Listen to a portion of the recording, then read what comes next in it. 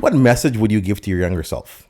Right, obviously, everyone's learned a lot of things as they've gotten older. What would be the one thing or one of the first few things you would tell a 10-year-old version or a 15 or 20-year-old version of you? Embrace the weird. Interesting. Yeah. Elaborate.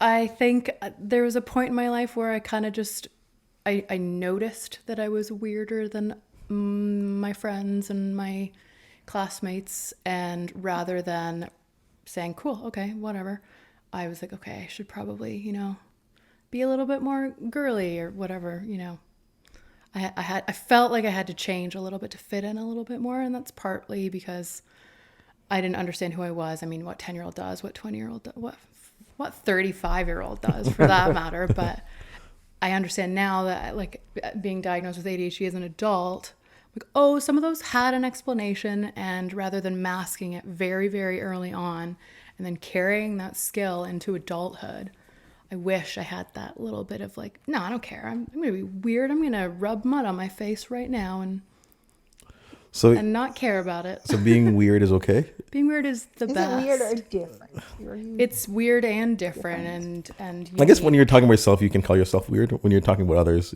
probably say different. I think weird is a compliment. Yeah? Everything Well, can most be of the taken great as a ones compliment. were a bit like, not like 100% like normal, right? Eccentric is a good one, yeah. Keisha, what do you think? What would you tell your younger self? Buy Apple stock. Oh. Yeah, exactly. How much would that have gone up? Yeah. I would tell myself because I self-reflect, I overanalyze, I am my toughest critic.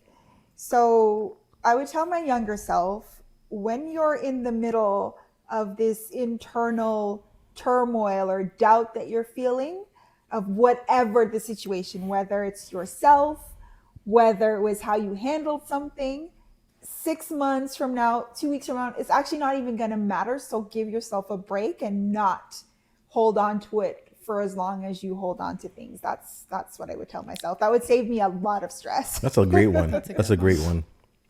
Anxiety just makes you worry. Like, it makes you, what is that saying?